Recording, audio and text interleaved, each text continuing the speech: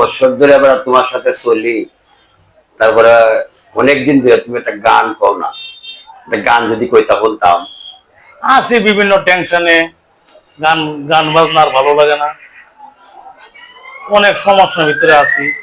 মনটা আজকে খুব খারাপ, একটা গান কও দিই। এই খারাপের জন্য তো কোনো গান বাজনা করি না। কও, একটা গান কও। যাই হোক, আপনি যখন রিকোয়েস্ট করতেছেন, দেখি চেষ্টা করি, দু এক কলি গান গাই। কও দিই। আমার মতো এত সুখী নয়তো কারো জীবন, আমার মতো এত সুখী নয়তো কারো জীবন।